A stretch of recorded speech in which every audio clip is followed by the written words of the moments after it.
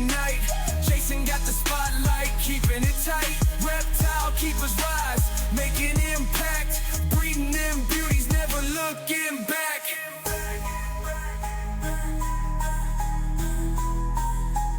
Getting back.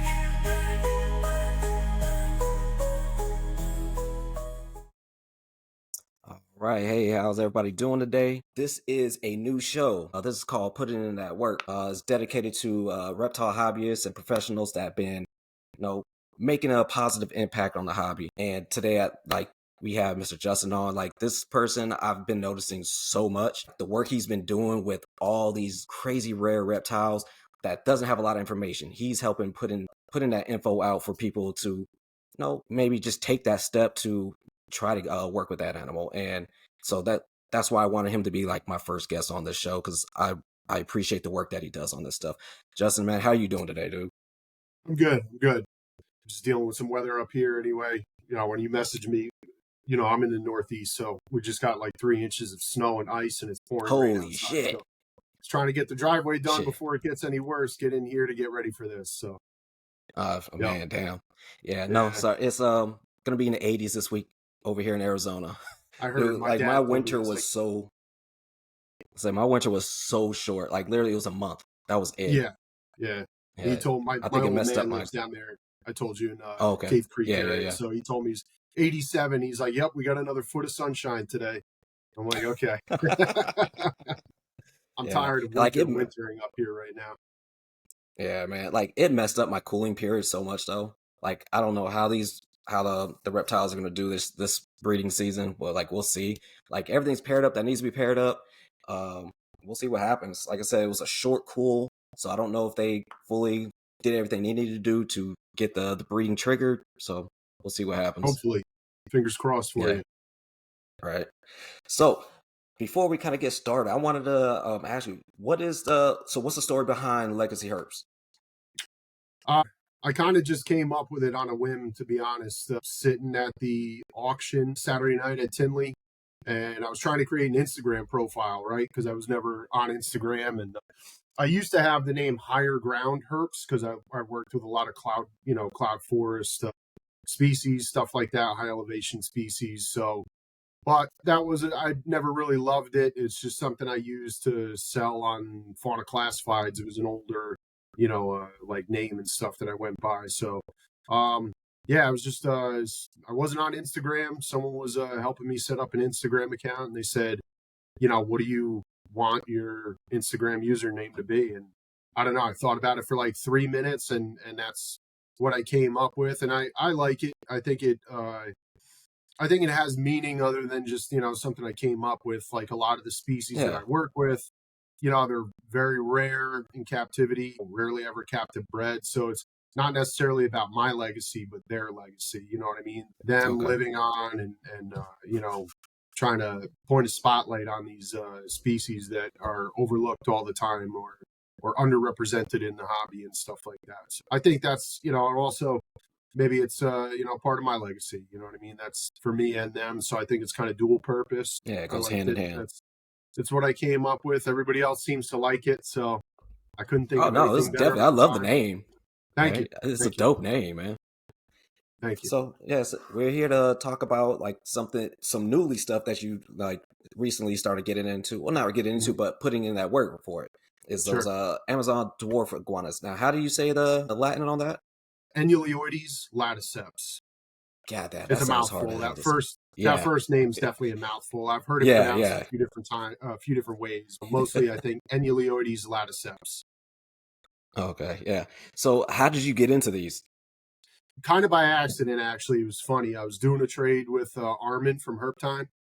I was getting some Lophosaurus dilophus from him, and that was the main part of the trade that I was trying to get that we were doing.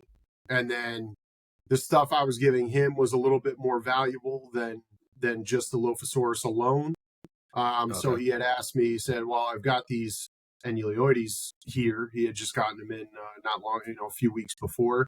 He goes, would you want to take, a 2.1 of those to make up the difference? I said, I don't know, man. I was like, they're, Amazon, they probably got to be kept hot and everything like that. probably not going to fit into the stuff that I'm doing. And he said to me, he's like, well, I'm keeping them at 72 degrees and, at the bottom of the enclosure, and it's 74 at the top, and they're doing great. I said, all right, well, in that case, let me try them out. Let me see. So he ended up sending them to me, and I got some, and another friend of mine who's been a big part of this project too, this guy, Cody Bryan, not really a social media guy, so most people don't know him. But anyway, we both got groups of them right around the same time. And neither one of us liked them at first. Thought they were the most boring things. I almost got rid of them. He almost got rid of them. I actually did sell the first pair that I got from Armin. Unfortunately, the male out of the 2.1 was in rough shape, so he didn't make it. He was really rough when he came in. But the pair, they did well enough. They took a long time to establish. But once they were established, I ended up moving them along and had some more offered to me again from Armin. Before I had moved out the original pair, I had gotten a couple more pairs because I started to like them once they started to do well, and we kind of figured them out a little bit more on what they need, what they like, things like that. But it was a learning curve for sure, because there's really very, very little information, known on that species. You could look at Wikipedia. Wikipedia has a little bit of info. As far as anything else, that's it.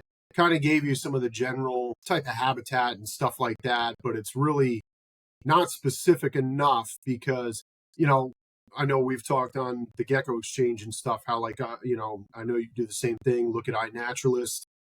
If you click on the photo, you can find out where the location of that photo was taken. So doing research on the areas where they actually come from, the temperatures are way hotter than what they prefer. You know what I mean? Like Loreto, Peru, is a locality where they're found, right? But so I monitor that location on my weather app, and it'll get up to 95, 98, almost 100 during the summertime. They're kind of not really on the same season, but they're kind of on the same seasons as us, closer than some of the other species and stuff like that from Indo. But anyway, I think those things would drop dead at 95 degrees, to be honest. They prefer very cool in the mid to low 70s. Okay. That's where they tend to like to hang out. Essentially, it does work with what you need. Yeah, what you have. Yeah, it actually way better than I thought, because they prefer it much, much cooler. Even though it's hot in those areas, they're coming from a very closed canopy part of the forest, and they rarely ever. But I do offer them basking spots sometimes, like over the winter now. I have never seen them use a basking spot ever. They avoid anything over about 80 degrees, really. So, I have a basking spot on some of the babies that I'm raising up right now, and it's about 84 underneath the basking spot. And I really just didn't know how cold tolerant they would be during the winter. And I do have them in my basement, so it tends to get, a lot cooler down there than it would in the tropical room upstairs. So I did put a basking spot on them, but again, I've never seen them use it. They've never gone directly under it. They might be, 6 or 7 inches off to the side, and usually I'll temp that area, and it's maybe like 78 at the highest where they're ever exposing themselves to. But yeah, so they fit in well. And I don't know. I mean, once you figure something out like that, it's intriguing. And honestly, these are probably one of the most intriguing species that I've ever worked with. Definitely the most difficult to have figured out and to have successfully bred and hatched. They were one of the most challenging projects that I've ever attempted. So and you were these were wild caught, right? The first ones that you got. Caught. Okay, Yes. So what was your quarantine setup compared to a regular setup? Did you change anything, or was it all right, we're just gonna kind of have this kind of streamline, and then once we get past the 90 days, we just kind of move them into the bigger collection area? Yeah. So the quarantine setup, I went through a few different phases with it. So pretty early on, and that's when my original pair started making a turnaround. They seem to have a strong relationship to streams and little rivulets and stuff like that. So running water makes a difference, especially for, fresh wild caughts and everything like that. Running water triggers a bit more of their natural behaviors, it seems. You know what I mean? At first they were just hiding 24/7, would never come out. I couldn't get them to eat for months. so I was worried. The female that came to me, she ended up losing weight pretty quickly. The male maintained it, a little bit better, but the female was losing weight. And I had, again, I mentioned my friend Cody Bryan. So he told me that he started putting some little, I think ReptiZoo makes them, but we were getting this like a knockoff brand, Way Cool, off of Amazon. And it's just like a little fountain, like a self-contained fountain thing. Yeah, It was something that was you could easily remove it, clean it, sterilize it, because obviously that's very important when you've got wild caught, stuff that they're maybe these guys like to get inside it. And the one thing is they'll like to defecate in that water. They'll defecate in it immediately, almost every time. Oh man! So you got to be able to have something that you can easily bring out and clean. So I didn't go with that originally. What I did was I took like a Ziploc container, maybe about 12 inches long, 8 inches wide, something like that. I had sunk one of them down into the soil, so it was flush with the top of the soil. And then I had taken a second one and put it in as like an insert to the first, and just ran a air stone into that and kind of piled some rocks over top of the air stone to give it the look of moving water. And that worked. That was enough. The moving water helped with them. I would see them soaking it constantly, and then the female started coming around where she was a little bit more bold, would start eating, everything like that. So running water definitely makes a difference with them for establishing them. The captive bred ones, however, seem to be completely different. They don't need it. And once they're well established, it seems that you don't need to provide the running water, but you need to provide a water bowl, like a big water basin, big enough for them to get in and soak, because they do like to do that. But they do recognize the standing water, and they will go in there and soak. And they're like any other tropical, but they're not really arboreal. They're semi-arboreal, semi-terrestrial. So, but you'll spray them just like you would any other arboreal agamids. So I mist them down, and usually as soon as I start misting them, they'll start drinking and everything like that. The one thing that we learned pretty quickly, as we were saying, like the 90-day quarantine and moving it into a new enclosure, the wild caught ones do not adapt to change very well. It's the weirdest thing in the world. You can literally just move the placement of a couple branches inside the enclosure, and it throws them all off like they're in a brand new environment. Damn. one of the most recent wild caught ones that I got, she's been in quarantine setup now for I don't know, 5 months, 6 months, something like that. I mean, it's a nice setup. It's sufficient for her and everything like that. But really, when you move stuff, I cleaned her enclosure out just last week, and she's been in the very far back corner of the enclosure now, just hiding, won't come out, won't eat, anything like that. Everything got put back in almost identical, with the exception that I could not place. There was a couple branches that I couldn't figure out how I got them in there the first time the way they were. Yeah. So they're just at a couple different angles, or, a little bit different placement, and it's thrown her all off.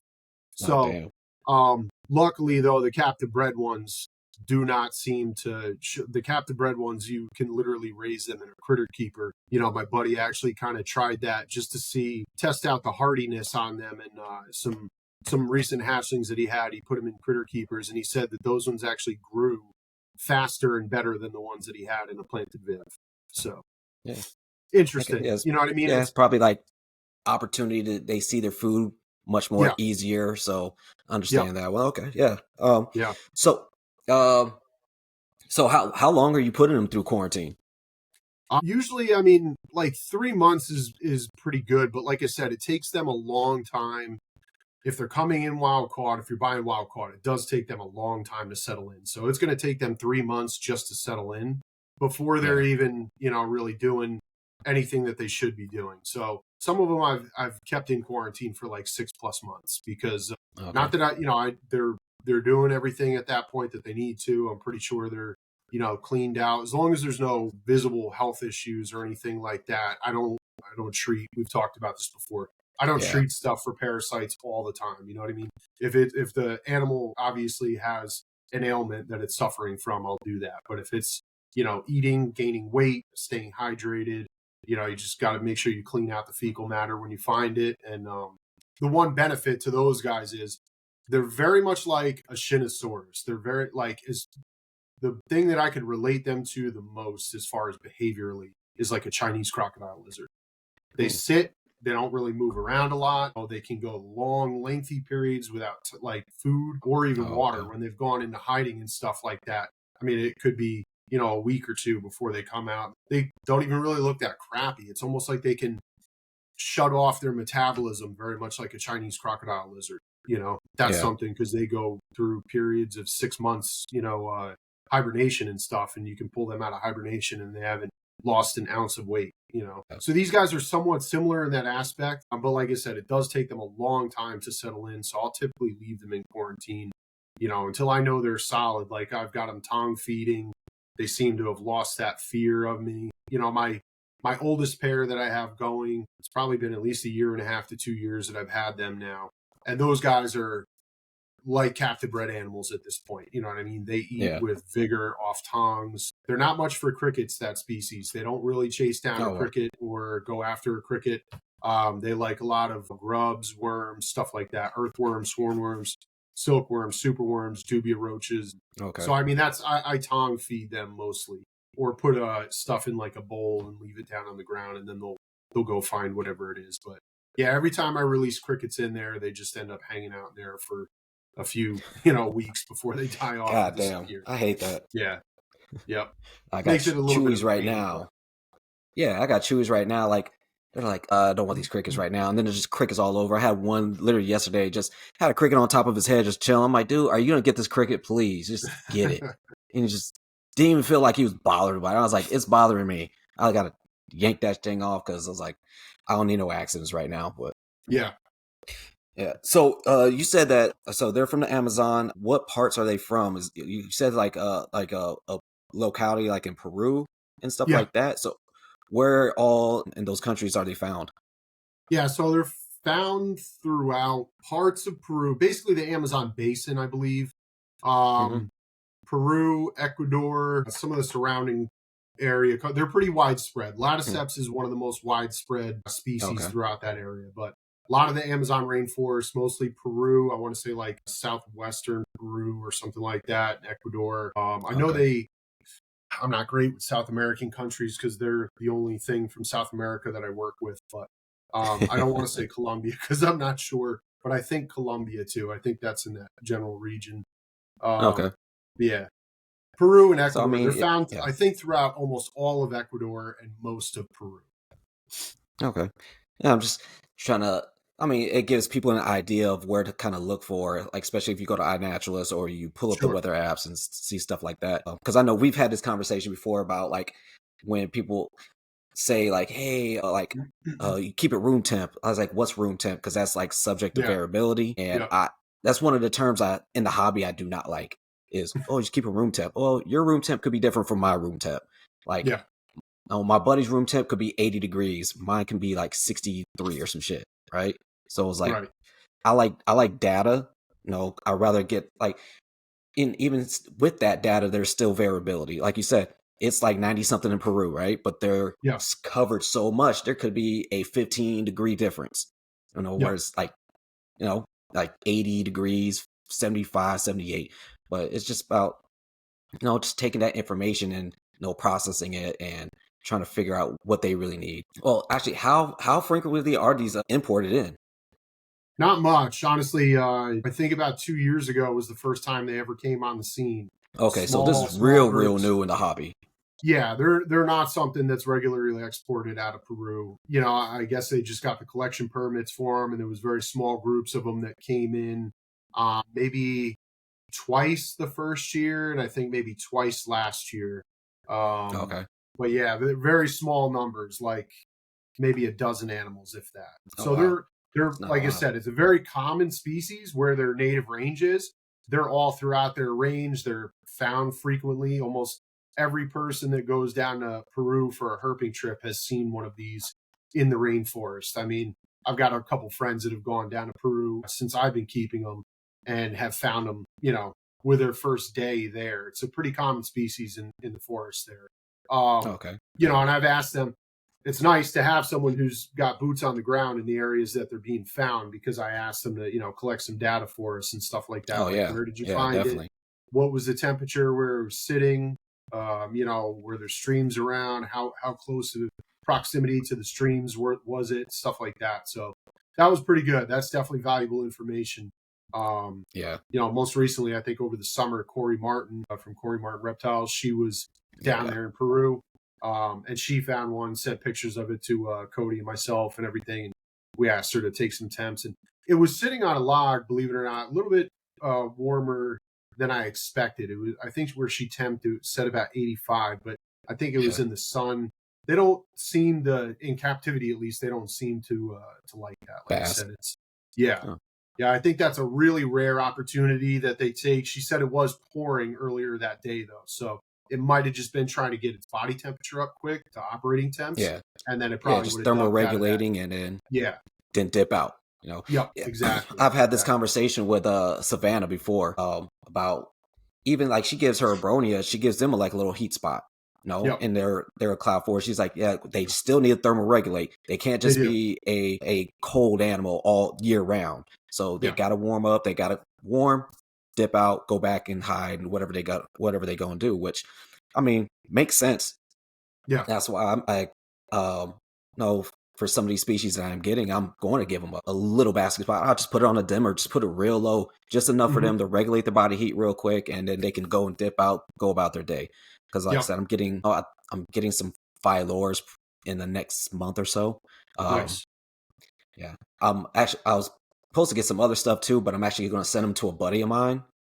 Some other Aussie leaf tails. I'm gonna send it to him because he has this big old thing going on where. So I was like, "You need some males?" He's like, "Yeah, cool." So I'm gonna send them over to him, and then we'll just split clutches, and then it'll help me out because I don't like where I'm at right now. I can't really have all those cool climate stuff right now until I actually we actually get our own place, and then because I'm looking for what we're looking for is a place either like a basement, which is very rare in Arizona, or a detached guest house where I can regulate that and not have it affect everybody in the house. So once that happens, then I can go ahead and start playing with some cloud forest stuff. So like in the wild, where you said they're like semi-arboreal. So when you're setting your enclosures up, what kind of how are you setting stuff up vertically or horizontally, some slants and stuff like that? What do you a little bit of both. I mean, a little bit of both. I'm still basically setting it up not like I would set up like my Lophosaurus dilophus or the Boyd eye or anything like that. But you can still put straight up and down vertical branches. They will use those. They will sleep. They usually stay low vegetation or even on the ground during the day, but they will always sleep up in the branches for safety, right? So I've seen them use subterranean burrows for sleeping on occasion as well. So what I do for that to give them that option as well is just take some bigger cork rounds for the adults. I mean, I'm using like something 6-7 inches in diameter at least. And I'm like kind of diagonally sinking it down into the soil so they've got something where they can crawl 12-18 inches down under the the substrate within that tube, you know what I mean, to use that as like a burrow basically. But the first time I got eggs from my female, that's where she decided to lay. There was a big cork tube that I had at like a 45-degree angle going down to the substrate. I filled the back end of it with a bunch of dirt and everything like that, and that's where she chose to lay her eggs. So that was cool. But yeah, so did you tempt that area? And what's that? Did you tempt that area where she laid her eggs and see what it was? 72 degrees. 72? Okay. 72, nice. yeah. Right. I'll get into that if you remind me, because that was pretty interesting. There's I could go down that road now, but let me finish answering your other question. So so like I said, they do tend to stick lower to the ground during the day, and then they'll sleep up in the branches at night. But they kind of just do what they want as far as it's not like you won't see them in the branches during the day as well. So you just have to give them options, you know what I mean? But they're not high canopy animals by any means. They're maybe 2-3 meters off the ground at most. So 6-10 feet, something like that. In the wild, that's most everyone that I've heard of finding them out in the wild has found them at like eye level. You know what I mean? For So you're looking at like maybe 5-6 feet off the ground. But yeah, it's almost every night, especially even the offspring, they'll find like a leaf that they can perch on. You know what I mean? Like they'll get on. They call them those money plants, right? Yeah. You know what I'm? It's I got think I know what you're usually you talking find about. them with those twisted up root bases and everything like that. So that Yeah. plant is actually native to Peru. That is they're Okay. called Chinese money plants, but they're not from But not. Asia. It's from South America. So I don't know how that got that name, but that's a native plant to their area. And you know how they have those big, kind of long, broad leaves? They almost look like a cannabis plant in a way. They will Yeah. grapple one of those leaves and sleep on that leaf. You know what I mean? And it's probably just it's definitely just a way to avoid predation in the middle of the night, because it's such a fine little stem and it's a big leaf where if let's say a snake were to be, coming up towards them, they could drop off that onto the ground and scurry away before they get predated on. So yeah, but for the most part, I think setting them up, if I had more space, I'd like to give them a wider, more as equally as wide of an enclosure versus tall. You know what I mean? So because they do use the height, but they use the floor space more.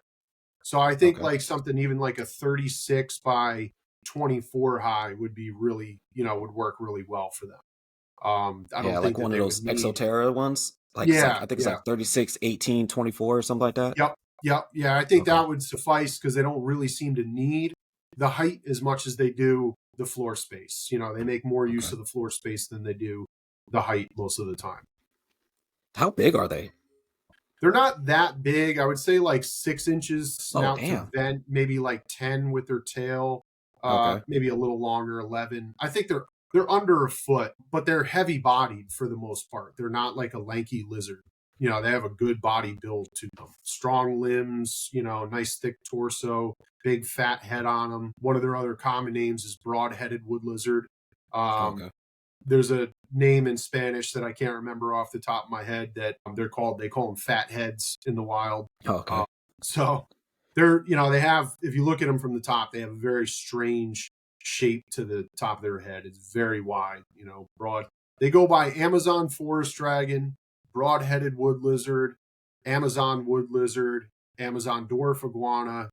I think it's Gouchenots. I'm probably murdering that, but Gouchenos, dwarf iguana, right? So they've got like 7 different common names. It's crazy. Yep.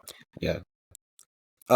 Shit. What was it? Oh, so for, I guess the like lighting and stuff, are you just strictly just using UVB or do you have like a little like 25 watt halogen or something on like a dimmer for them to actually kind of thermal regulate? Yeah, I mean, on some of them I have just UVB because the UVB strips are providing where they are. It's providing enough heat and everything for them. On a few of them that I have in a cooler, like the ones that are in quarantine in the back part of my basement, it's a little cooler back there right now. So I did put a little 25 watt halogen on them just to bring the ambient temperatures of the enclosures up a little bit. The ones that are in the main reptile room don't have any halogens besides the babies, like I said, but I think I'm going to turn that off pretty soon because they just don't seem to use it. And I've been playing around with it where they seem to actually be a little bit like they avoid it. If it gets during the day, if it gets a little warm in there, they're going towards the ground and everything, so I've been playing around with it. I don't think it's something I'll offer for them in the summertime because it'll probably get too warm. I mean, I do, what's the word I'm looking for? Not monitor the temps, but control the temperatures within those rooms and stuff with air conditioning or heat, like and everything ambient like temps that. and stuff. Yeah, I like to try at least in the fall and spring not to use the AC or heat. You know what I mean, and kind of just let the room regulate itself. So yeah, but overall they don't. They really, like I said, I've never seen any of my adults bask before. I've never seen the babies make use of the heat lamps or anything like that. So I don't think it's something that they need. I guess I could get into, if talking about heat. One thing that was pretty interesting with them, like I said, if you look at the locations where they're found, it's going to tell you that, the temperatures can get up into the 90s and everything like that. But again, they're a lizard that inhabits very closed canopy areas, very wet areas too. They are, found in close proximity to streams and stuff like that, small streams. So you got to imagine on the forest floor in a closed canopy rainforest with a lot of water around, temperatures are going to be drastically cooler than the Yeah. air temperature that you're reading on your weather app. So there were a few keepers over in Europe, Germany mostly, that had some success breeding their laticeps last year. And everybody who got eggs ended up failing with the eggs. So, and I started with the same temperatures, talking with them, with that community. I'm in touch with those people and stuff, and we're all kind of bouncing ideas off of each other to the extent. But 78 degrees, I don't know how that came up. They seem to think it's like a standard incubation temperature for lizards from that region. So 78 degrees is what we all started with, incubating eggs. Now, the guys in Europe had eggs before any of us did here in the U.S. There's only myself and Cody Bryan who produce these in the U.S. here. I don't think there's anybody in Europe that's produced them yet. They had, like I said, got eggs, but everybody failed with the eggs, unfortunately. But 78 degrees was the target temperature that we all used. So Cody actually had 2 clutches of eggs on the ground before I had my first clutch of eggs on the ground. And he started them at a constant 78 in the incubator. The guys in Europe were telling me that they were losing their clutches about 90 days into incubation. Some of them sooner, some of them shortly after. So Cody is a good friend of mine. We talk almost daily, especially about this when we were trying to figure these guys out and everything. So his first clutch of eggs ended up crapping out around, I want to say it was like 180 to 200 days of incubation. So they were basically, there were a long incubation period on them. That's monitor stuff right there, man. But they were basically ready to hatch out. He saw the eggs sweat, and the temperature of 78 degrees, just the babies basically can't handle it. I don't know if they overheat, trying to get out of the egg, whatever it is, but lost the whole clutch. Second clutch started to sweat, same difference, lost the whole clutch. So when we talked about it, immediately to me, I've dealt with things like that before. That immediately tells me that the incubation temperatures are too hot. You know what I mean? The babies were fully formed. Everything was ready to go. Then they die trying to get out of the egg, or they die in the very last, portion of their incubation period. So I only had the 1 clutch of eggs on the ground at the time. So I yoked mine out of the room that they were in and quick got them down to the cool room. And they were sitting at about 74 degrees. Mine, I did that probably about halfway through the incubation, maybe a third of the way through the incubation. We kind of figured that out. So 74 degrees seems to be the target temps, and you'll get good healthy babies that hatch out. But just also that kind of relates back to, like I said, when we're talking about temperatures and the environment and everything like that. Clearly these lizards are seeking out much cooler areas than what they're some of the environment. Now, I mean, parts of they're so widespread. The ones from Ecuador are probably dealing with a completely different environment because it's a lot cooler in most of the areas that they're found in Ecuador. You know what I mean? They can range from like 100 meters or even less, I think, elevation up to like, I don't want to quote it because I'm not sure, but I think they can get up to like 900 meters. So that's up there. That's a big difference between, near sea level and not. But yeah, they're clearly seeking out much cooler areas to lay eggs and just to live their lives than whatever the ambient air temperature is in the open parts of the forest. You know what I mean? So what do you have your adult pairs in right now? Because you said you think maybe giving them bigger ones than what you have right now. What are you working with? Yeah, they're in 24 1836s right now. So it's, like I said, for as little as they move, they're very much inactive lizards. They don't move around a whole lot. Okay. So for as much as they move around, it's more than enough room. But I would like to, if I had the space, because I have a group of them and everything, I would like to put them all in 36 wides just to give them, and I could maybe skimp on the height and go down to 24 high instead of 36 high, just to give them, a little bit more floor space to move around. But they're not very active lizards. You know what I mean? They're, like I said, behaviorally, they remind me so much of a Shinosaurus. Everything about them reminds me of a Shinosaurus.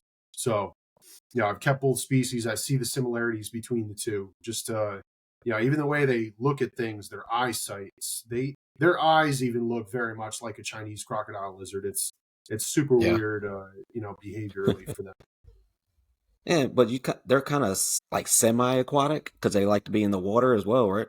Like, Yeah. I mean, you haven't really tested that theory out, right? Or like you just give them a big water bowl to kind of just chill in, but Yeah. you think maybe if you gave them like that 36-inch and then had like a water feature where they can kind of go and Oh, see they would that, use it. maybe see a different They would behavior. absolutely utilize it. And the Yeah. interesting, like another interesting thing with them is like Chinese crocodile lizards, if you've ever kept them, they only defecate in the water. So I don't Yeah. know. I'm pretty sure that's just a way to avoid predation. You know what I mean? Because you're kind of covering up your scent. You know what I mean? Something like a Chinese Okay. crocodile Yeah. lizard that Gotcha. doesn't move around a lot and stays in a very small vicinity almost its entire life, other than maybe a male looking for females to breed with. They always defecate in the water. If you've ever kept one, you will never find poop on the land.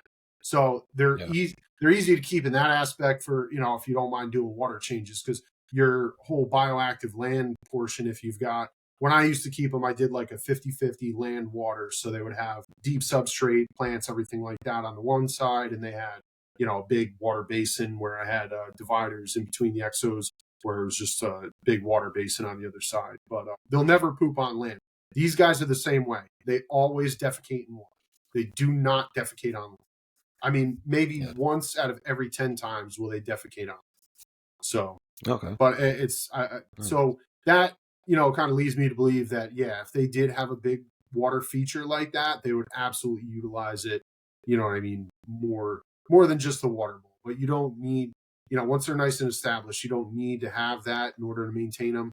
My pairs are breeding and doing everything that they need to be doing, and seem to be enjoying life and everything like that with just having clean, fresh water every day.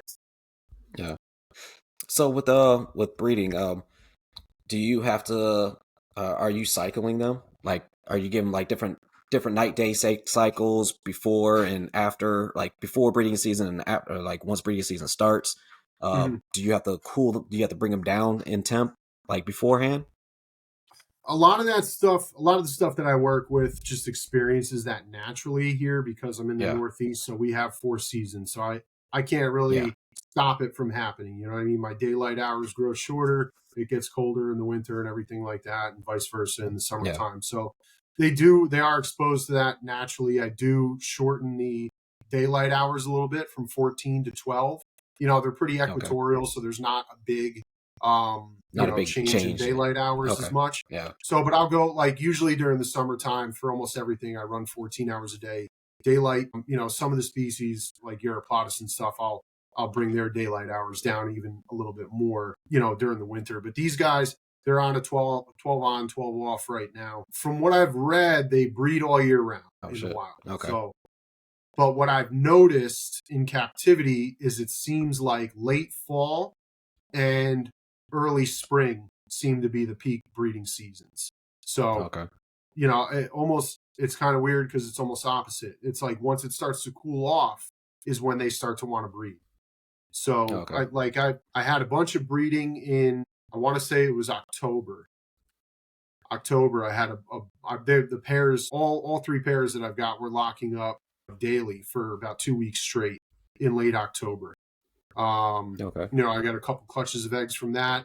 I haven't seen much action over the winter. I did catch 1 pair breeding last week, but nothing serious. The male had just bit the female behind the nape and was holding on to her for a little bit, but wasn't really being pushy about it like they were back in October. But yeah, so it seems seasonal, you know what I mean? And then I guess early spring now, March, April, I'll probably start to see some more breeding. In summertime, I didn't see anything. So during the warmest periods of the month, I didn't notice any kind of breeding behavior or anything like that. But That's yeah, interesting as right far there. as like I said, as far as cycling them, they do just get a cool down, not by a lot, but maybe 8-10 degrees at most, a variation, I would say. Okay. So it's relatively stable. Their nighttime temps probably drop a little bit cooler this time of year than they would in the summer, but that's it. Like I said, with the equatorial species, you're not going to do drastic daylight, and temperature changes. It's relatively stable for the most part. Yeah. What about precipitation? Do you change their spray intervals or their watering intervals? Like like a heavier misting time or Yes. a shorter mister time, things like Yes. that.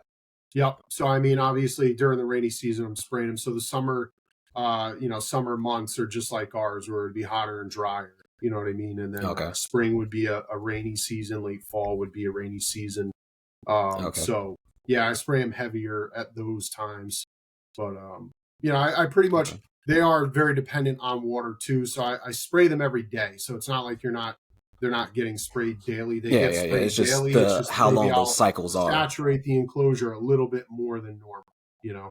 Yeah, because I guess like they correlate that with because we had a what was it we had a Roy on talking about the polychris, and it was like, Yes. yeah, so when they're getting sprayed down, that means that there's an abundance of everything else. There's abundance of Yes. food. There's an abundance of plants. So that means, all right, now it's time to breed.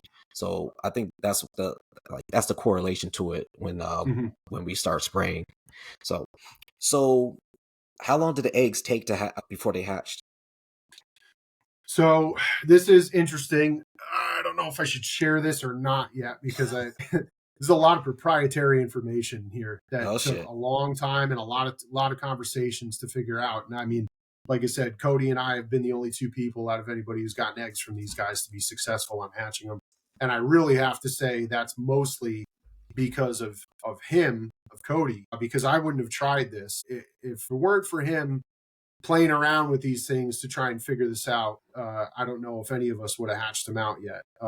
But so the incubation period can take, for me, it was the first clutch that I hatched, it was 226 days.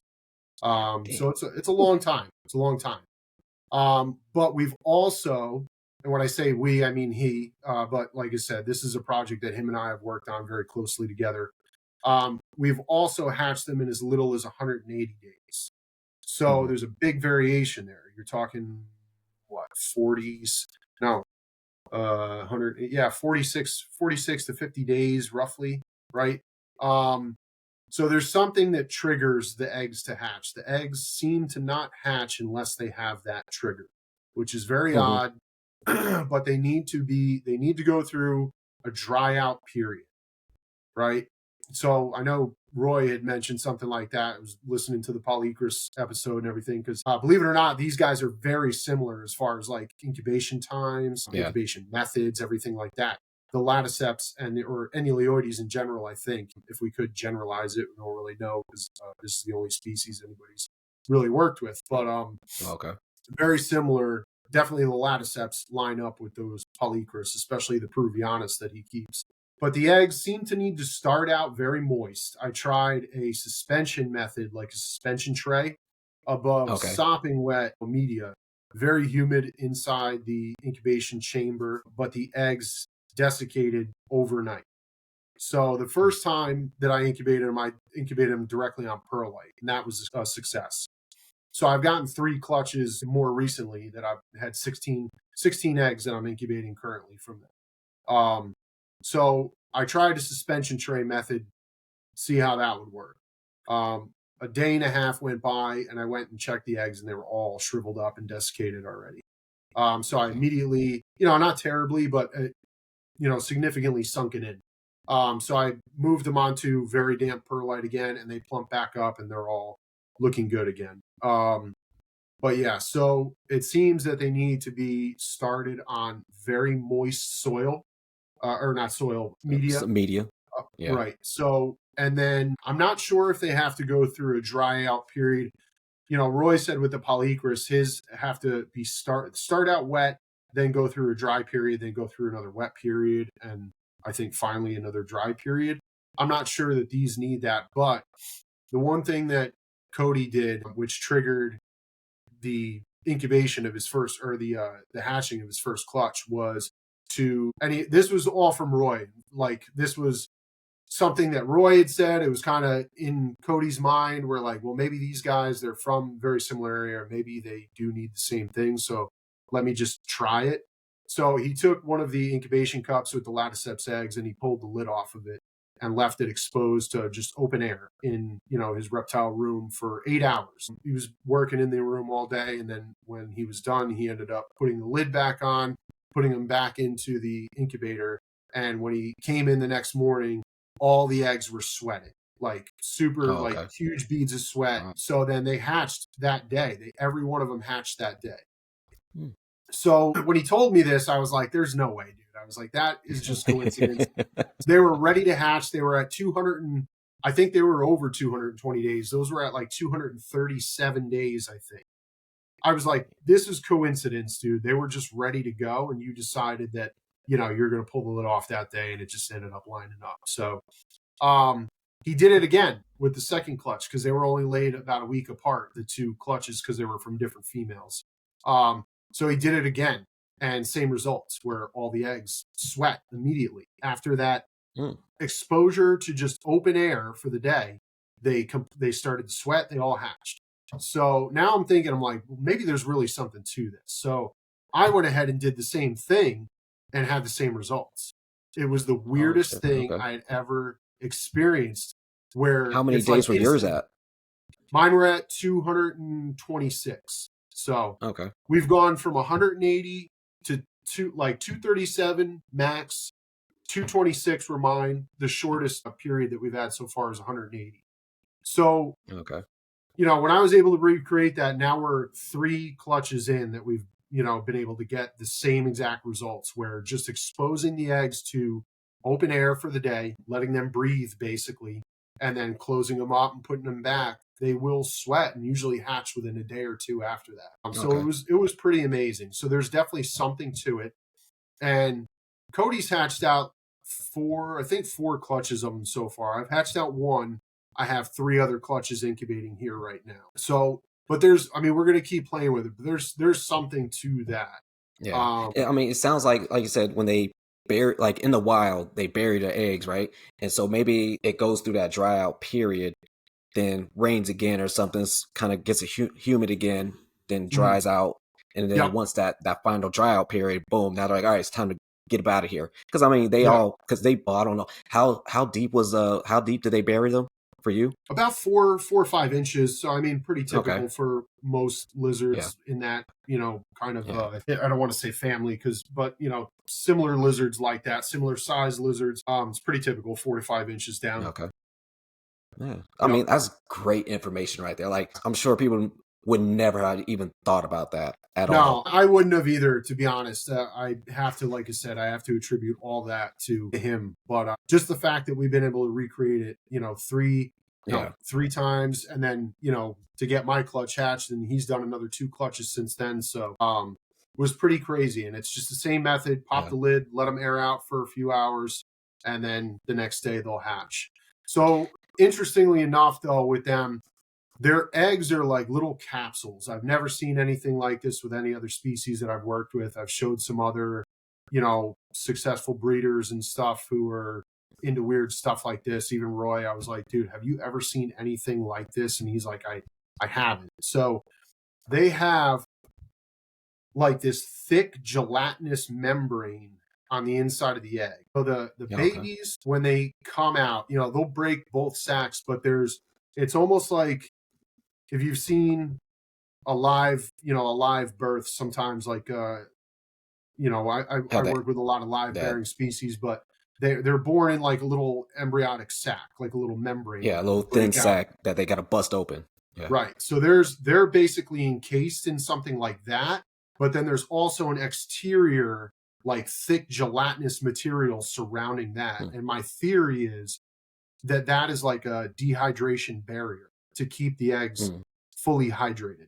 So I think they're probably laid during like the wet season, right? Or one of the wetter periods of the year down there. They sop up all this excess water from the soil, and that creates like a sponge barrier. So when the eggs do go through a dry period, if it's too soon, they don't dehydrate indefinitely.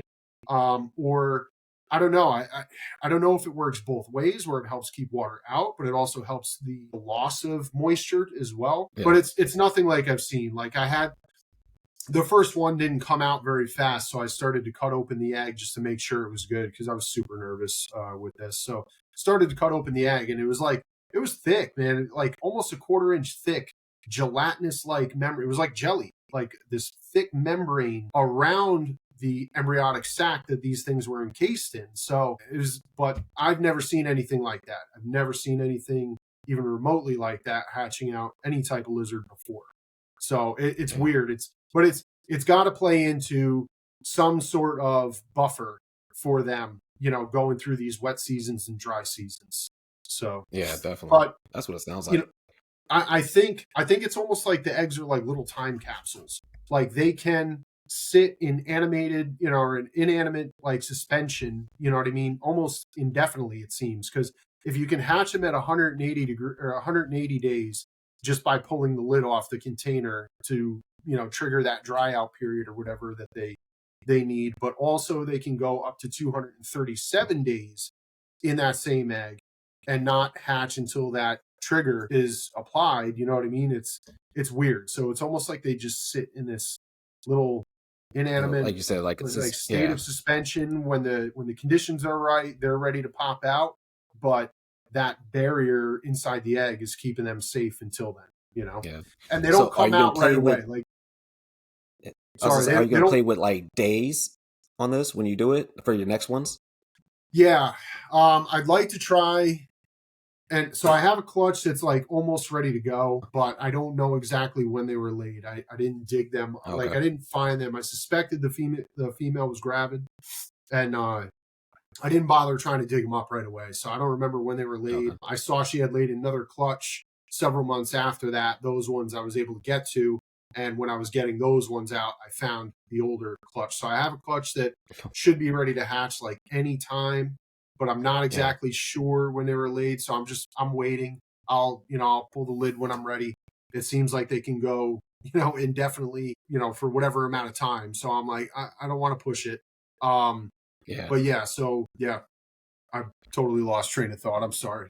What was your No, you're all question? good, man. No, I was gonna say, are you gonna play with those days, saying like, all right, we're at like day 120. I'm gonna open it real quick, give them a dry out period, put the thing back on, and see what happens from there. And if nothing happens, then like another 30 or 40 days, open back up, boom, same thing, kind of, and kind of see where that threshold is. Yeah, yeah. I think 180 days is going to be bare minimum that I Okay. do, because it does seem that they take a long time to develop. They're, similar, like mountain horn dragons are the same way, right? Mountain horn dragons take 180 days to incubate before you'll even see any Hmm. of them start to pip or anything like that.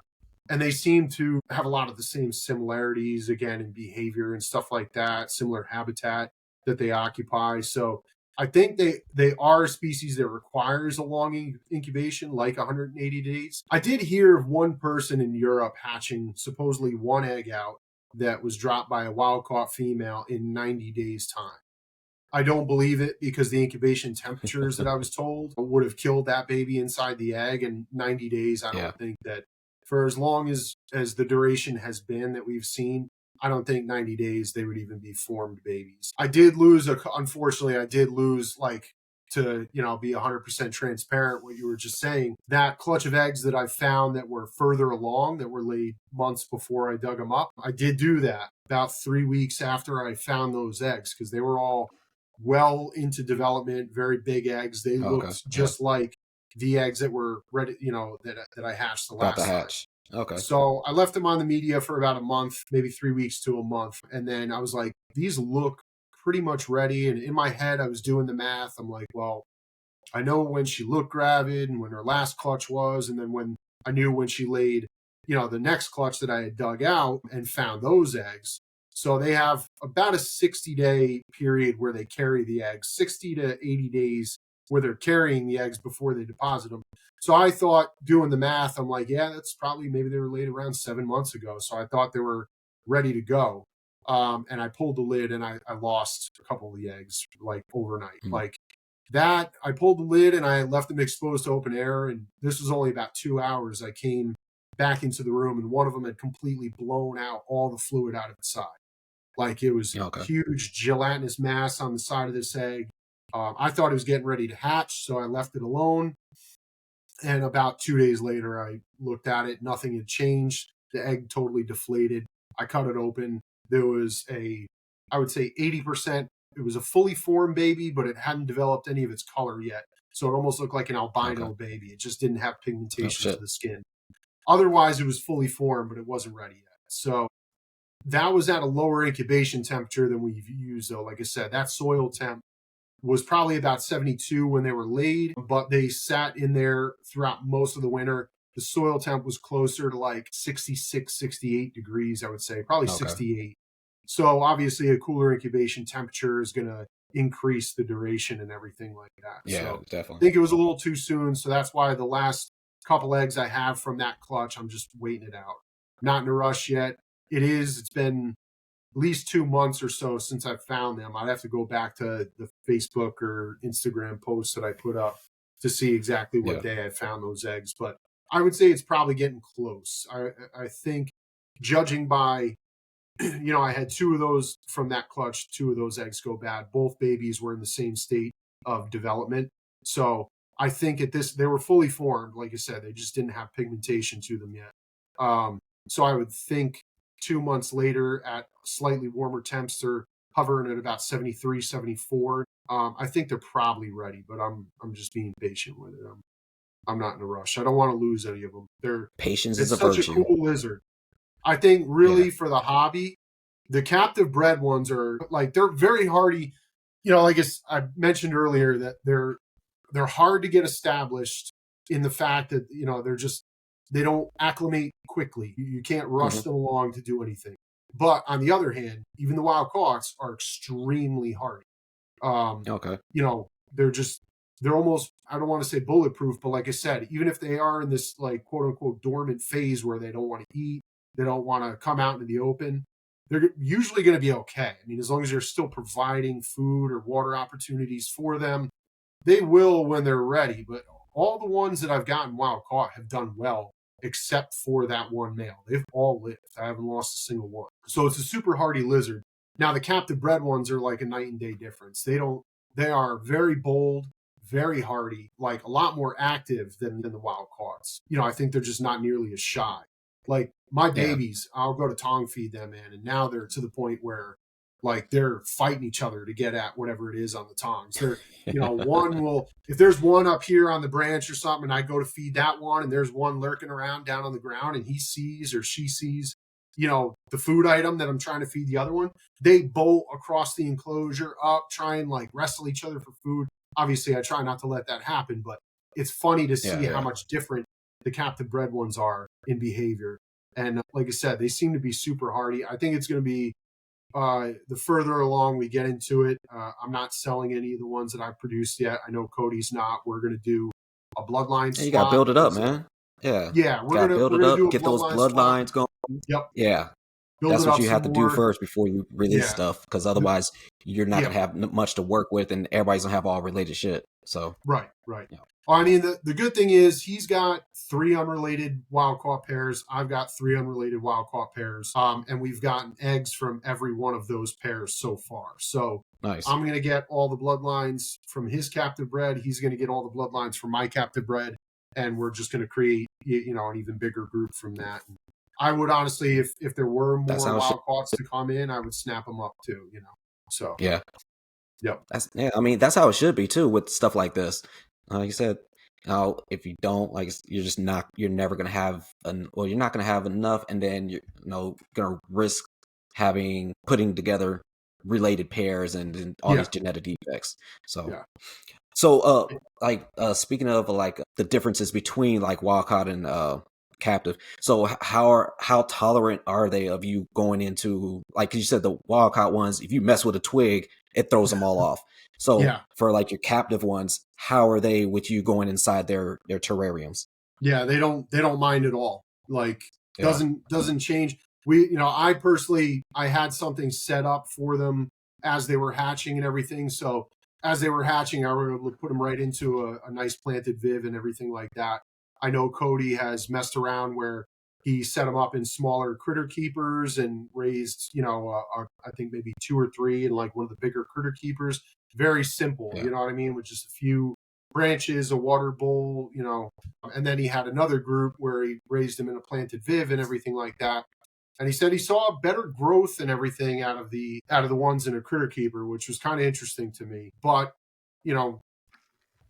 whatever. But now he's moved those. I mean, as they grew, he moved them out of that critter keeper and into a planted viv, and they didn't skip a beat. So, See, Yeah. what about can do they tolerate any kind of handling, or they're like, nah, leave me alone, just give me some. Here's the tong and the food.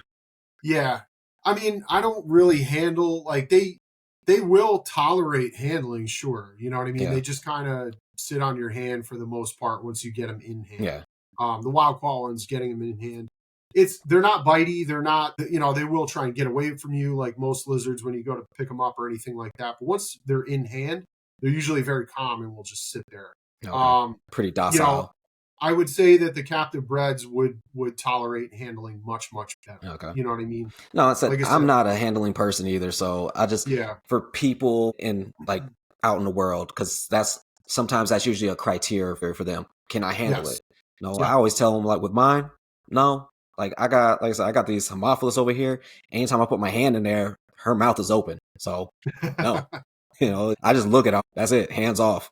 Like yeah, I said, most of my geckos are hands off. Like even like my Sycamore right here, I don't pick her up at all. Like right. as soon as I open the thing up, she just arches her back and starts gaping. Like whatever, I'm just here to spray you. That's it. Give you your water. I'm done. And a lot But of the stuff that we work with is not really like what I would call a handling species. You know what I mean? yeah, yeah, Um, yeah, I rarely. Also, when you keep a big collection and stuff, you don't have the time. It's not like put a lizard on your shoulder and walk around the house with it while you're doing your, reptile chores and stuff. Well, at least not for yeah. me. I know that is a thing for a lot of people, and that's great. I mean, I can do that. Like I Yeah, have my intermedius. Like I can have a little baby chilling. I'll feed the baby while I'm feeding. Boom, boom, boom. Done. And he's just chilling right there. Like I said, I yeah, always say they're really personable, but even still, I very rarely do it. Like once in a blue moon, like, all right, cool, come up here, chill. We'll go ahead and yeah, let me do some chores and then feed you while I'm feeding everybody and I'll put you back. But yeah, I mean, like I said, I don't have the inclination to hold my geckos or whatever. Like they're not dogs, they're not cats, yeah, they're reptiles. So no. yeah. Um. What is this? So for your baby setups, are you putting them in like how many do you put into an enclosure? Do you see any kind of any like kind of like a chain of command? I guess it was what I'm trying to get at right there with that. Yeah. So right now I had 5 hatchlings out of the group that I've hatched out so far, and I put them all Hmm. together in a 18-18-24. Super super well planted though. Tons and tons of Yeah, hiding spots for them to yeah, I mean a lot of visual tons. Like barriers. there's cork tubes sunk down under the soil just like I do for the adults. So there's little burrows that they can, and I've seen them both hang out inside them during the day, also sleep down in them on occasion. I also have I mean it's so planted it takes me a long time just to like put eyes on them. Yeah, When I go to feed them or something like that, I really have to look through. Usually once you give the cage a good misting, they'll start to just like pop out.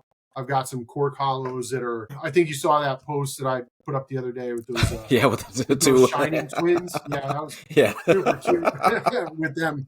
But that's got like an access entry or an entry down at the bottom that spans the whole back corner from floor to ceiling of that enclosure. So I've got like a little entry access down at the bottom, and then they'll climb up it, and then they can hang out, come out through the top too. But I've got all kinds of stuff like that, little cork rounds or cork um, half rounds that I have pressed up against the cork background. So there's little, spots where they can dip and get away from each other and everything like that. And all the different yeah, plants creates a big visual barrier in there for them. But with them, I have not noticed any of them really with any kind of hierarchy or okay, they don't pick on each other. They will, like I said, they'll get a little overzealous when it comes to food and maybe snatch something out of another one's mouth when I'm going to feed, and I'm if I don't get a prey item into that one's mouth quick enough, it'll just go snatch it out of its siblings. But they've gotten along really well so far, males and females. okay, It's 3 males and 2 females in that group. One female was a little bit slower starter, but now she's caught right up to her siblings and she's doing okay, really, really well. But yeah, other than that, I mean, they're getting to the point, like to the size now, though, where I'm going to start breaking the group down a little bit more. And yeah, probably keep them in like pairs or something. They're not going to breed together, but I will be sending a couple of the ones that I currently have out to Cody. He's going to be sending me some of the ones as soon as we get a shipping window coming up here. He's going to be sending me some of the ones that he's been raising up. So the group will inevitably get broken down a little bit further at that point. And then, because I'm not going to, throw the ones from him, they're going to get their own Viv and everything like that, so I can keep track of all the different bloodlines. But I mean, for raising them, they've honestly been one of the easier species as far as like housing in groups. Some of the other stuff that I keep, I've had some issues recently with, like with the Colodis, Pethiogodi and stuff, with them biting each other's tails off during feeding. It's not been so great. So I'm having I mean, they're like little raptors, though. We don't have to get into it on them, but they're like crazy feeding response when they're young. So the adults don't do it. The adults have just a strong feeding response, but they're more mindful of what they're biting versus the babies. If it's moving, they're going to bite at it. So if one jumps over here to go get a cricket and this one's tail's like in the breeze as it's going by, it might get chomped. So, also I've got like 40 of them here at almost all times at this point, because as soon as I move some along, some more hatch out. So it seems like I have a revolving door of having 40 of those Colodis here at any one time. So it's, I only have so much space, and I keep them in groups of like 3, but shit happens every once in a while. You can't, definitely. You can't stop it. Unfortunately, I don't have room to keep them all. What's how many eggs in the clutch for them? For the Laticeps, we've seen as much as 7 so far. Okay. Right. So 5 to 7 seems pretty typical. Yeah. And you said like every few months? What's that? You said like every few months that they drop eggs? Yes. Every 2 months, 2 to 3 months, they could do another clutch. Again, we're kind of still figuring out breeding. Is there breeding seasons? Is it just random? Is it a seasonal thing? Everything, like I said, if you read on Wikipedia or even that, that book, the Reptiles of Ecuador book, it says that they just breed year round. So that might happen in nature, but like I said, still a lot to be learned with these things. Definitely. Just like so with so far. With the babies, because you said that they don't like crickets. Do the babies accept crickets, or is it the whole species is like, nah, we don't mess with crickets at all? The babies, I've never personally seen them eat one, but I put them in there and they disappear.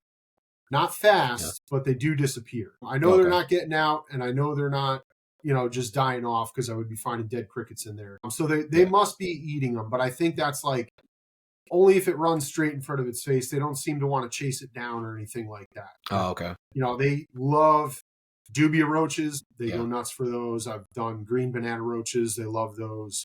Hornworms. Oh, those are the ones that fly, right? Those big ass things. Yeah. We've talked about those before.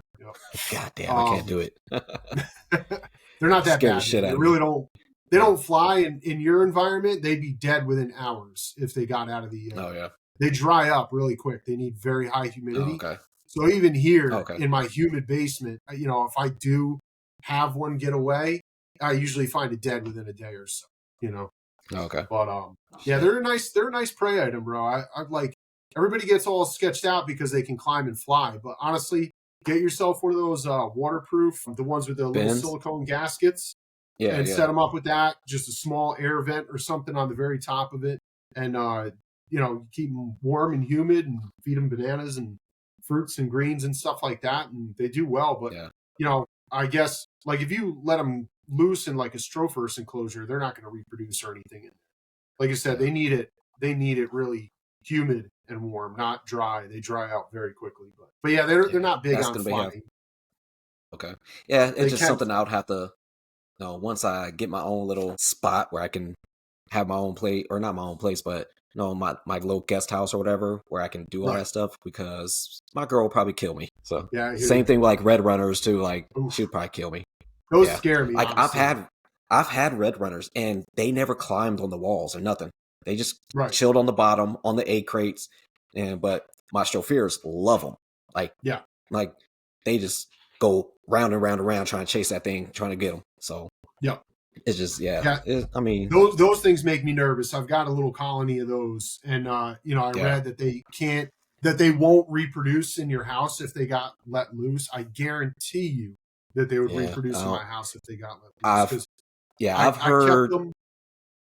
I said I've heard people have those and they survive the winters. So no, Yeah. they probably Yeah. would. So damn that. So before I got into them, did some reading about them and everything, and I know they can't climb, so that was a plus, and that's why I said, all right, well, if they can't climb, then I'll take a crack at it because I know a lot of things like them. My toadhead Yeah. agamas right here behind me, they go nuts. Oh, that's the ones that are scratching. I was like, Yeah, what the hell is that if you scratching? hear the scratching, it's the toadhead agamas. Yeah. No, I just see They're the always head on the pop move. up and boom, boom, boom, boom, boom. Yeah. I'm like, what is that? Yeah, they're always on the move. They're always scratching and making a mess and stuff. Yeah. But yeah, those they are so love the cool. red runners. Yeah. But yeah, so I got some red runners. I bought a group of 200 adults and I set them up in a bin. I read that if you want them to breed well, that you got to put them on, put heat on them and everything like that. And they've been in a bin, that sealed silicone gasket bin down in my basement the whole winter in the back corner, which is, that's where I keep all my bug colonies and my isopods and stuff. And it does tend to be the coldest part of the basement as well back there. So like 62 degrees. And I've got thousands of baby red runners in there with no Oh heat, shit. nothing else put on it. There are thousands and thousands of baby red runners. So God forbid one of those were to get loose in my house. They would Right. absolutely, yeah. So I'm really like, I don't even use them that often because I'm just so afraid that God forbid one doesn't get eaten right away and it starts reproducing in the enclosure, then it's all Oh over man, with yeah. from, roach Yeah. motel after that. Yeah, that's scary right there. Yeah. Scary, and I then it's tongue a feed them. That's headache. all I do. Just tongue feed them. Okay. Yeah. But, Yeah, for sure. Right. So, well, so for the hatchlings, is there any kind of health concerns that we should people should like think about with these? Have you noticed anything with them? health concerns, like, Yeah.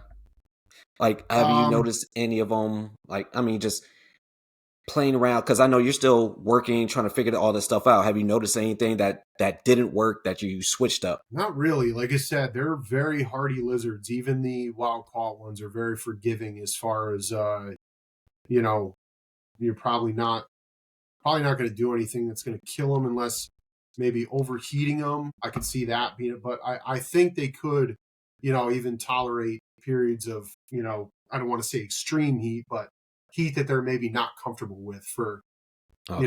Long a periods good of period time. of time. But, Yeah. yeah, I mean, no, so far, they've been really hardy. Like I said, even the wild caughts have been really hardy. The captive breds are 10 times more hardy than that. So, Yeah. haven't noticed anything. I treat them for the most part just like I do any of my other arboreal agamids or anything like that. I mean, supplementation is basically the same. Calcium. I do calcium almost at every feeding. Okay. Vitamin supplements like once a week. You could probably, they don't, see, that's still to be determined. We don't really know because I haven't tried it, but you probably want to make sure you're not putting excessive UVB on them or anything like that. You know what I mean? Mhm. 6% shade dweller UVB. One thing on getting the wild caught ones established that was another key factor to kind of getting them to behave normally or just come out of hiding or anything was dim lighting. Okay. I would say if you do happen to get, a wild caught pair, if this is something that, is intriguing to you and you end up getting them, what I would say is set them up with dim lighting, one UVB strip to start, you know what I mean? Don't put LEDs and all this other shit on there right away. Keep it very dim lighting, moving water. I think the basins with the air stone is probably the easiest to get them acclimated. That way it's easier. Those fountains work well, but they can be a pain in the neck too. You know what I mean? It's got a bunch of different parts that you got to take out and sterilize everything. Where the water basin, you can quick, pop that out, clean off the air stone, clean out the basin, put it in with fresh water. I found that worked a lot better for me than the fountains do. Just something that they can get, that's big enough for them to get their bodies in and soak and everything like that. But yeah, other than that, I mean, they're pretty easy. Like I said, pretty easy as far as the hardiness and not running into too many issues with them. But Yeah, that's really it. I haven't noticed anything other than that so far, you know. Okay. I know we didn't talk about, but what I was about to say, what was it? So for your, like you said, when you were talking about incubation, now was it a controlled temps, or was it like you're doing like day and night cycles with that, just letting it kind of wherever the temps are in your room, Yeah. or if it drops at night and then at day it stays at like 74 or something like that. Yeah. So I'm big on fluctuation because nothing is constant or consistent in nature, right? So I Yeah. mean, I honestly don't ever use. I think there's like one species of lizard that I've hatched before that I used an incubator for, and that was Anolis barbatus when I was breeding them. Hmm. Otherwise, I just find a suitable area within the room that I'm keeping those eggs to kind of mitigate temperature fluctuations. I don't know if we talked about this on Gecko Exchange or anything, but I'm really old school with my methods and stuff with things like that. So honestly, I just take uh, their styrofoam boxes, like what you would Like a get, like a hovabator. frozen food or something like that, Oh shipped to yeah, you yeah, in, yeah. Okay. where they're All right. like Yeah. two and a half, like Omaha steaks, right? If you've ever gotten one of them, they're Yeah, the yeah, boxes they ship those in are like 2.5 to 3 inch thick styrofoam walled boxes that seal when obviously it's sealed for cold storage and everything like that. So they've got a nice seal. I take those, and if it's something like that I'm needing to keep a moderate temperature or cooler temperature or even a warmer temperature, I line the whole bottom of it with cryo packs with the phase change packs and stuff. yeah. So I'll put phase change packs all along the bottom of the that styrofoam box, and then kind of just stack the eggs in their cups above that, and I'll add cryo packs to it or remove them as necessary. But yeah, I usually just try and find an area in the room that for the laticeps per se. I do have those in the warmer room, but it's only getting up to about 76, 78 in there during the day. But I'm keeping the eggs down by the floor, right next to a window. So those eggs are not Okay. getting above 73 degrees inside that styrofoam box with the cryo packs in it. The cryo packs just help to mitigate like temperature, like really quick temperature Yeah, fluctuations. yeah, That thick styrofoam wall box is helping out with that too. But it definitely drops, you know what I mean? Like I said, it's near the floor, near a window. So at night, those eggs are probably dropping to about 68, something like that. And then during the day, they're peaking at about 73, even though the rest of the room is at 78 to 80 degrees. But that's the way I like to do it. I don't know. I've hatched out thousands of baby lizards out. Like, yeah. I mean, except for the if it's Anolis working, why barbatus. change it? Yeah, no, I mean, I like it because the one thing that scares me about with your regular commercial incubators and everything like that is failures, right? I mean, I Yeah, can't tell you so many times where, either had something overheat. Even when I was doing the Anolis barbatus, the incubator I was using, I would set it for 78 degrees. Sometimes I would come down and it would be at 83, 84. I'm like, that's too hot. yeah, yeah, Or it would be cooler at night. It's hard. That was a kind of just a cheap one of those Exoterra, styro incubator things. It yeah, works yeah, for what it is, but keeping like a consistent temperature. It's not like if you were to buy like a Will Banks incubator or something. But I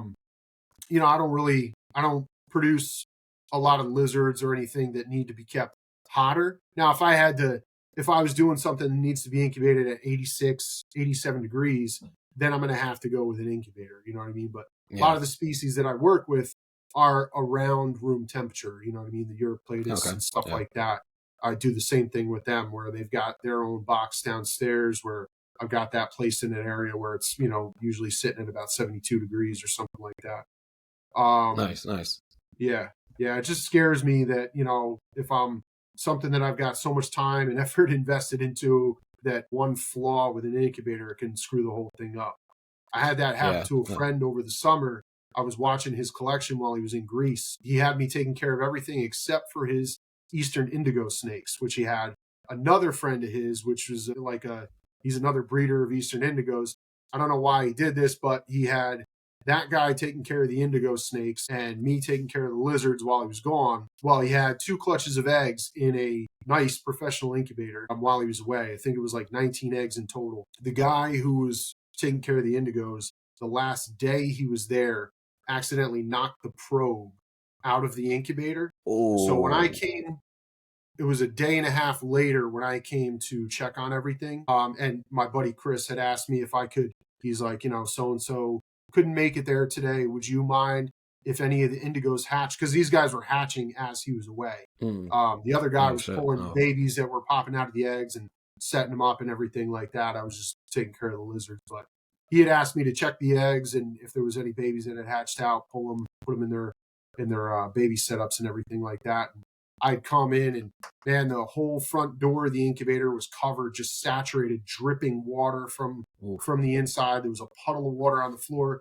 He had accidentally knocked the probe out of the inside of the incubator, so the probe was hanging on the outside, and whatever it was supposed to be set for, it wasn't registering as what the temperature was Yeah. in the incubator.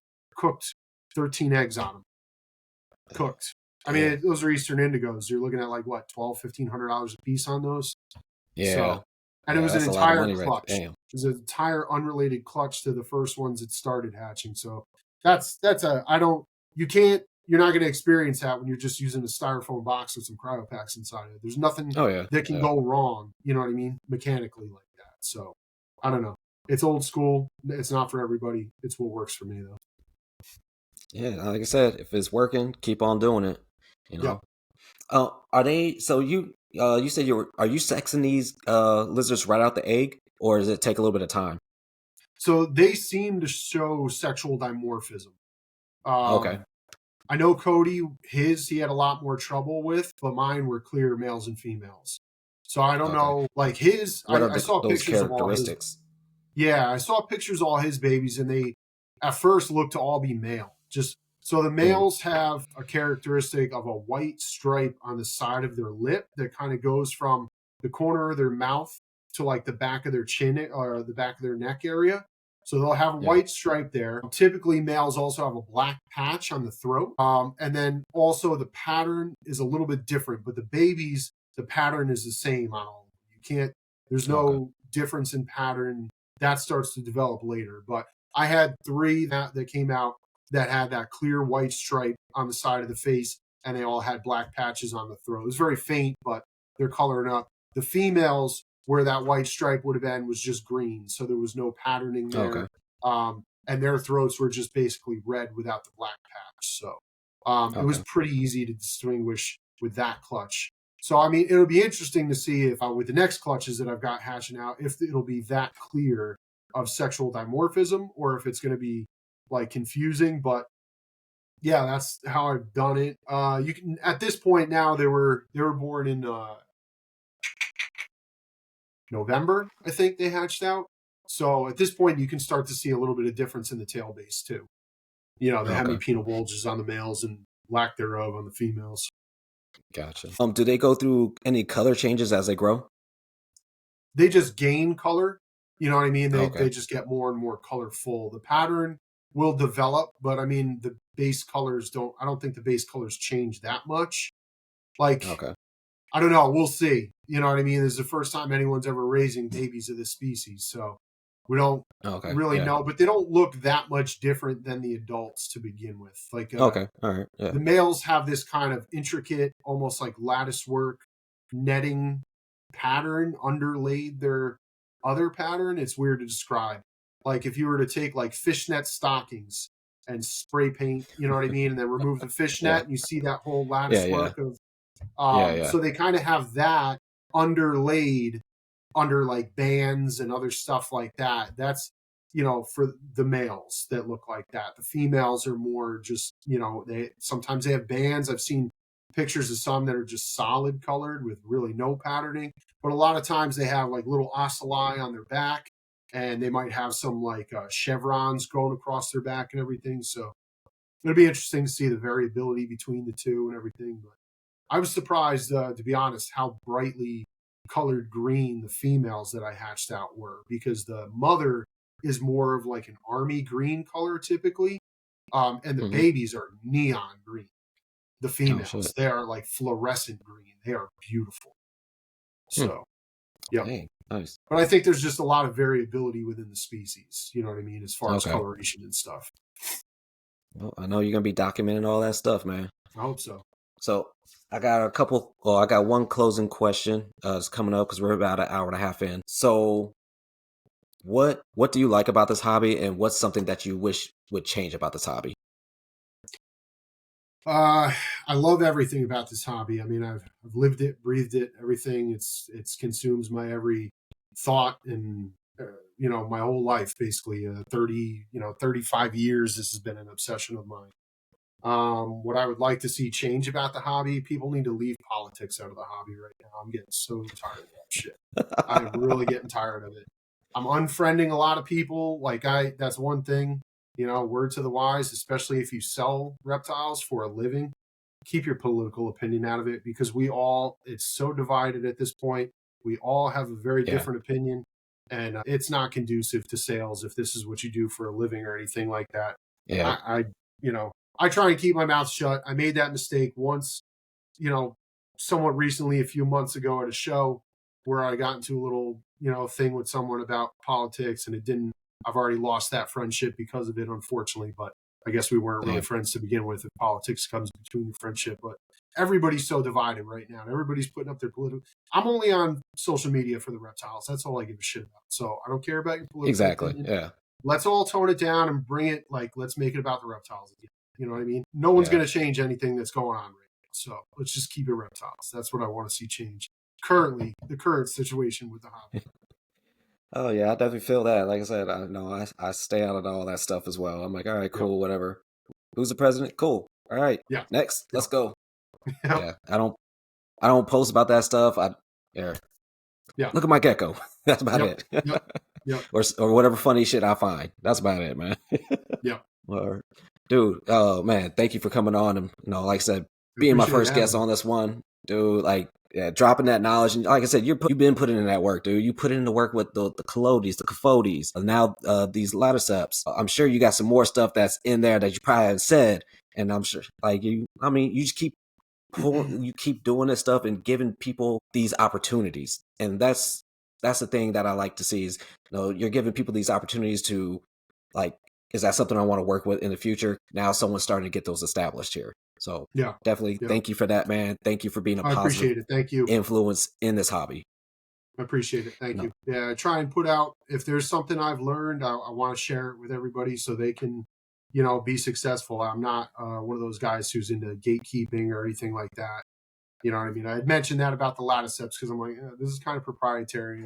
I like the fact that us Americans were the first ones to hatch them out before the Germans were able to do it. But that's kind of like because they're so much further advanced in herpetoculture than we are usually yeah, over yeah, here for the yeah. most part. So it was kind of cool. That was like a win for USA. You know what I mean? Because Right, I know yeah, all those guys were trying just as hard as I was, and they weren't able to make it happen yet. But now I've shared that everyone I know who's keeping them over there, we've shared that information with and everything like that. So it's yeah. always about furthering the species in captivity. Gatekeeping is not cool. So I Yeah, try I and mean, you gatekeep that information dies with you, and then guess what? That animal dies with you too, because we exactly, can't keep it now. exactly. No, And that's so again to your first question. That's part of the legacy herps, right? To let their legacy live on. You know what I'm saying? Like if we yeah, don't share this information, I don't write articles or anything like that, but people reach out to me all the time and ask me all kinds of questions, and I'm an open book with all of them. So yeah, I would like to. That's one thing I want to do. I want to get more into writing articles and stuff like that. I've been approached by Bion with the Responsible Herpiculture Journal. nice. They've asked me to Yeah, write a couple different articles. I'm not really a writer, and I've got like a writer's yeah. block It thing I definitely. got to get Yeah, over. I'm kind of going through that shit right now because like I said I work with Happy Dragons, and Mhm. so and my part in there is not even like they say care guide. I say it's a evolving blog for me because it's always going to change, like depending Yeah. on whatever happens. And because I'm like I said, I got these pterodactylists that people don't even work with really, so I'm trying to figure them out, and I'm always taking notes. So eventually, what I'm going to do is have this website go up and have all the information on there, and then when something changes, I'm gonna update it. And it's not gonna be this is your standard, this is how you're supposed to do it. No, I was like, no, this is what's been working. This is what happened on this day. This is what happened on this day, and I noticed this happened, so I'm making this change right here. is always going to be evolving for me with that stuff. So hopefully it works out. If it doesn't, oh well. I mean, if it does, I'm glad I can help somebody with it, you know? Yeah, absolutely. Yeah. So where can everybody find you at? Same as always, on Facebook, Justin Munsterman, just under my name. I'll probably switch that over to Legacy Herps and do my own page at some point, you know what I mean, to streamline that. But mostly Instagram is where, most people that I'm not quite familiar with, or if you've never spoken to me before, never reached out to me before, Instagram is definitely the best way to do it. And it's at Legacy Herps. So when are you going to do that YouTube, man? I don't know, bro. as soon as I got, everything's always a work in progress. You feel like with this, like when you keep as many, animals, it's like you never have downtime, you know what I mean? So I feel like I'm always behind the gun, always trying to catch up. And there's something that needs to be revamped over here, tweaked over here, because I am a perfectionist in a lot of it. And I don't want to show off, my room or this or that until everything's perfect. You know what I mean? To my standards, at least. So it's, that's understandable. I'm sure to most people, a lot of people, close friends who come over, they're like, dude, this is crazy. This is better than going to the zoo and seeing the exhibits at the zoo. And I'm like, to me, it looks like a dump. I'm like, I'm not happy with this right now. I wouldn't have you here if you didn't knock on my door unexpectedly, Right. But, yeah, trust me. I got people like, hey, man, come over, come kick it. I can check out the stuff. I'm like, dude, no, this ain't happening right now. Sorry. Yeah. It's like, I'm right now. I'm like, I'm taking part of a kitchen right now. I was like, no, this ain't happening. It's like, wait until I get my place, get everything set up the way I need to do. Then we can talk. It's like, I don't know. Right now I'm thinking about planning on making a video, doing like a YouTube video for the Cerdodactylus zebricus, because I'm going to redo, I got an enclosure here. So now I'm going to think about putting it together and doing that, but I don't know yet. It's like I said, I don't like being in front of a camera already. So doing that, it scares the shit out of me. So it is what it is. But other than that, dude, like I said, appreciate you coming on, man. Just hang on for a second after I close it out, and then I'll give you some other info. Thanks for having me. Everybody. Yeah, everybody have a great night, great day. Like, share, subscribe this. Let everybody know about it. We want to showcase all these people that are making these positive contributions in the hobby. So please like, share, subscribe. Peace.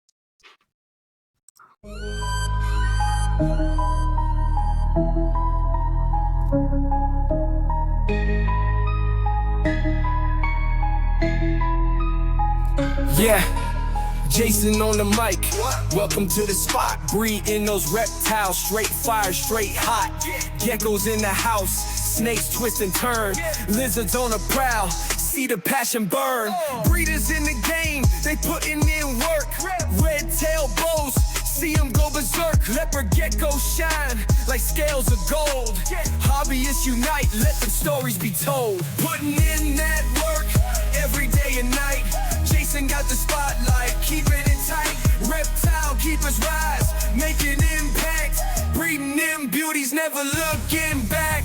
Cages all set, heat lamps in place. Monitor lizards, putting on a chase. From the boa constrictors to the chameleons green. Building up the hobby, live the reptile dream. Corn snakes slither, python stretch. Crested geckos leap, ain't no contest. Spotlighting the keepers, doing it right. Every enclosure clean, every feeding tight. Putting in that work every day and night. Jason got the spotlight, keeping